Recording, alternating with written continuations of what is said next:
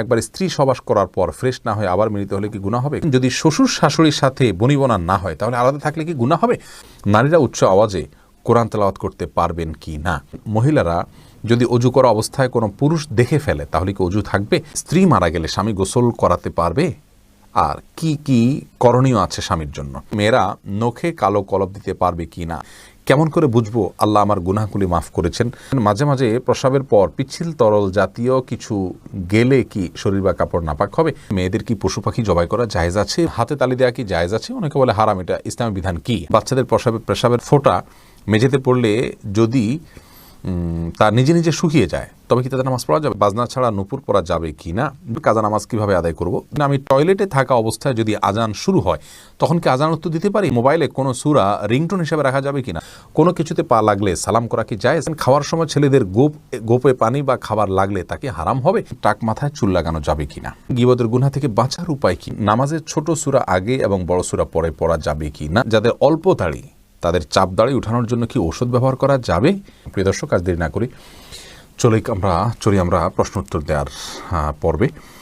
ভাই রাশেদুল ইসলাম রুবেল, আপনি জানতে চেয়েছেন টাক মাথায় চুল লাগানো যাবে কিনা, এ ব্যাপারে ইসলামের কোনো বিধিনিষেধ আছে কিনা? ভাই রাশেদ, টাক মাথায় আলগা চুল লাগানোর ব্যাপারটি একজন স্বাভাবিক অবস্থায় একজন মানুষের জন্য জায়েজ নাই, কারণ আল্লাহ রাব্বুল আলামিন বলেছেন লা তাবদীলা লিখালকিল্লাহ, আল্লাহর সৃষ্টিতে কোনো প্রকার পরিবর্তন করা চলে না।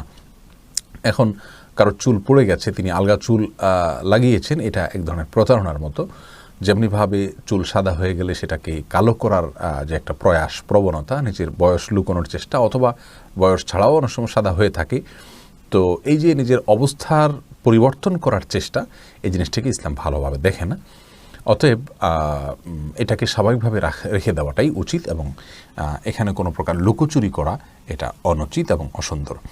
মহিবুর রহমান প্রান্ত, আপনি জানতে চেয়েছেন নামাজের ছোট সূরা আগে এবং বড় সূরা পরে পড়া যাবে কি না? ভাই মহিবুর রহমান প্রান্ত, এভাবে নামাজ পড়লে নামাজ হয়ে যাবে। যেমন সূরা ফাতিহা পাঠ করার পর আপনি সূরা কাউসার পাঠ করলেন, এরপরে সূরায় আপনি ফালাক পাঠ করলেন, অথবা শুরুতে আপনি সূরা ইখলাস পাঠ করলেন, এরপরে সূরা ওয়াইলুল লিকুল্লি পড়লেন, তাহলে সেক্ষেত্রে প্রথম রাকাতে ছোট সূরা, বড় রাকাতে বড় সূরা পড়লেন। এভাবে নামাজ পড়লে নামাজ হয়ে যাবে, টেনশনের কোনো কারণ নেই। তবে এইভাবে নামাজ পড়লে নামাজটা সুন্দর হলো না, এটা যথার্থ হলো না, সুন্নাহসম্মত উপায় হলো না। সুন্নাহ হলো প্রথম রাকাত অপেক্ষা দ্বিতীয় রাকাত একটু ছোট হবে, এবং এভাবে আপনার এই পদ্ধতিতে আমাদেরকে সালাত আদায় করতে হবে, এটা হলো সুন্নাহ। এটার ব্যত্যয় করলে নামাজ হয়ে যাবে, বাট ইচ্ছাকৃতভাবে এরকম ব্যত্যয় করা উচিত নয়। রাসূল করিম সাল্লাল্লাহু আলাইহি ওয়াসাল্লাম বিভিন্ন হাদিস থেকে দ্বারা বর্ণিত হয়েছে যে তিনি সালাতের প্রথম রাকাতের কেরাত যতটুকু দীর্ঘ করতেন, তৃতীয় রাকাতের কেরাতকে তার চাইতে একটু কম দীর্ঘ করতেন। অতএব সেটা মেনে আমাদের সালাত আদায় করতে পারলে ভালো এবং সুন্নাহসম্মত হবে ইনশাআল্লাহ বিইذনিল্লাহ। আমরা নিশ্চয়ই চাইব আমাদের সালাতটা সুন্দর হোক। আল্লাহ তাআলা কোরআনে বলেছেন সালাতকে কায়েম করতে, অর্থাৎ যথাযথভাবে সুন্দরভাবে করতে। যার সালাত যত সুন্দর তার ঈমান, তার তাকওয়া তত সুন্দর। অতএব সুন্নাহসম্মতভাবে করার চেষ্টা করব, ইনশাআল্লাহ ব্যতিক্রম হলে নামাজ হয়ে যাবে। সাইদ জায়েদ, জোনায়েদ, আপনি জানতে চেয়েছেন যাদের অল্প দাড়ি তাদের চাপ দাড়ি উঠানোর জন্য কি ঔষধ ব্যবহার করা যাবে? ভাই সাইদ জোনায়েদ, ঔষধ ব্যবহার করে দাড়ি উঠানো এটা যদি স্বাস্থ্যের জন্য ক্ষতিকর হয়, ক্ষতিকর হওয়ার কথা স্বাভাবিকভাবে, যদি ক্ষতিকর হয় তাহলে কিন্তু এটা করা জায়েজ নাই। আল্লাহ রাব্বুল আলামিন বলেছেন ওয়ালা তালকু বিআইদিকুম ইলা তাহলুকা, তোমরা নিজেদেরকে ধ্বংসের দিকে, ক্ষতির দিকে ঠেলে দিও না। অতএব এমন কোনো ঔষধ ব্যবহার করা যাবে না যে ঔষধ ব্যবহার করলে আমাদের ক্ষতি হতে পারে। আর যদি কোনো প্রকার ক্ষতি না হয় তাহলে সেক্ষেত্রে দাড়ি গজানোর জন্য তিনি যদি কোনো মেডিসিন ইউজ করতে পারেন, কোনো অসুবিধা নেই। তবে মনে রাখা উচিত আল্লাহ রাব্বুল আলামিন তাকে যেভাবে সৃষ্টি করেছেন সেটার উপরে সন্তুষ্ট থাকা, এটার মধ্যেই কল্যাণ নিহিত আছে।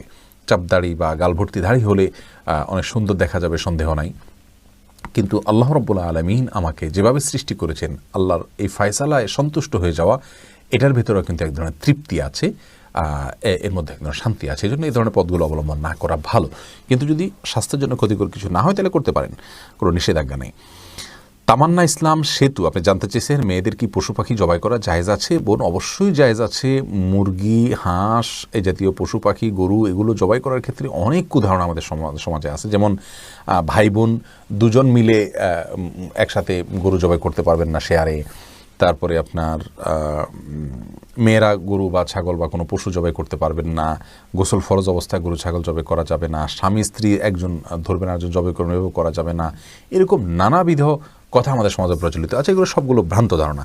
ছেলেরা যেমন জবাই করতে পারবেন, মেয়েরাও কিন্তু সেভাবে আপনার জবাই করতে পারবেন, কোনো অসুবিধা নেই।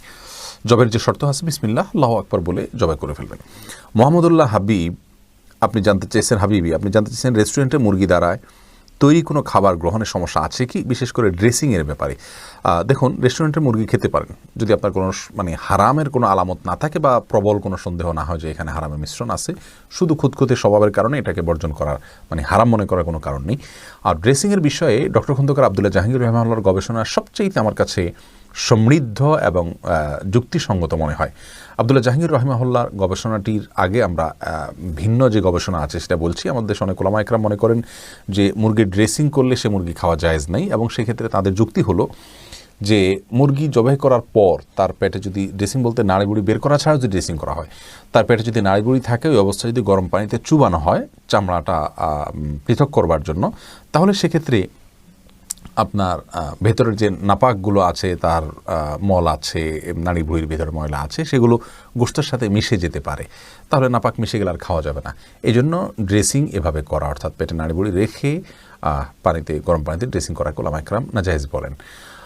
আর আবদুল্লাহ জাহাঙ্গীর রহমাহুল্লাহ যুক্তি হলো যে আসলে যেহেতু এটা কয়েক সেকেন্ডের ব্যাপার, জাস্ট চুবানো হয় এবং উঠানো হয়, এই কয়েক সেকেন্ডের মধ্যে আপনার ওই নাড়ি বুড়ির যে ময়লা সেটা গোশতের মধ্যে চলে যায় না, পৌঁছে যায় না। এটাই হলো বাস্তবতা। এত অল্প সময়ের ভিতরে এটা পৌঁছে যায় না। কয়েক সেকেন্ডের গরম পানিতে থাকলেই যে এই নাপাকটা ওখানে মিশে যাচ্ছে সে তেমনটি বলা যায় না। বিশেষ করে সে মুরগিতে নাপাকের কোনো গন্ধ, বর্ণ, আলামত কিছুই থাকে না। তাহলে সেক্ষেত্রে এভাবে ড্রেসিং করলে মুরগি খাওয়া যাবে না, এমনটি সঠিক নয়। আর এই মতটাই আমার কাছে বেশি যুক্তিসম্মত মনে হয়। এরপরে ফাহিম আপনি জানতে চেয়েছেন, স্ত্রী মারা গেলে স্বামী গোসল করাতে পারবে আর কি কি করণীয় আছে স্বামীর জন্য? দেখুন, স্ত্রী মারা গেলে স্বামী গোসল দিতে পারবেন কি না, এই বিষয়টি ওলামা একরাম ইমামগণের মধ্যে মত পার্থক্য আছে। ইমাম আবু হানিফা রাহিমাহুল্লাহর মত হলো যে স্ত্রী মারা গেলে স্বামী তাকে গোসল দিতে পারবেন না। তার কারণ হলো তিনি মনে করেন মৃত্যুর সঙ্গে সঙ্গে বৈবাহিক সম্পর্কটা আর থাকে না, ছিন্ন হয়ে যায়, যার কারণে তারা মাহরামের মতো হয়ে যান। এখানে অন্য কোনো মেয়েরা গোসল দিবেন। যদিও অন্য ইমামদের অনেকেরই মত হলো যে না, বৈবাহিক সম্পর্ক মৃত্যুর মাধ্যমে ভেঙে যায় না, বরং বৈবাহিক সম্পর্ক তালাক না দিলে সেটি কিয়ামত পর্যন্ত বরং চিরকালের জন্য, অনন্তসীম কালের জন্য এই সম্পর্কটা হয়ে যায়। যার কারণে তাদের দৃষ্টিকোণ হলো যে স্বামী তার স্ত্রীকে গোসল দিতে পারবেন, স্ত্রী তার স্বামীকে গোসল দিতে পারবেন। তো এক্ষেত্রে যদি ভিন্ন কোনো ভালো মহিলা থাকেন যিনি গোসল দিতে পারেন সেটা ভালো, এবং এক্ষেত্রে কোনো অসুবিধা নেই। এরপরে ভাই এমডি আবদুল্লাহ জানতে চেয়েছেন, নারীরা উচ্চ আওয়াজে কোরআন তেলাওয়াত করতে পারবেন কি না? ভাই আবদুল্লাহ, নারীরা উচ্চ আওয়াজে কোরআন তেলাওয়াত করতে পারবেন, তবে সেটি পরপুরুষের কান পর্যন্ত যেন না পৌঁছে সে ব্যাপারে চেষ্টা করতে হবে।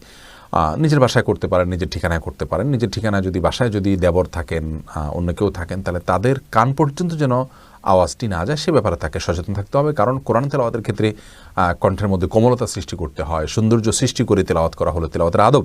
আর সে আদব রক্ষা করতে গিয়ে যেন তিনি কোমল কণ্ঠে, সুন্দর কণ্ঠে পড়তে যাবেন, সেটি পরপুরুষের মনের মধ্যে বাজে চিন্তা আসার কারণ হতে পারে।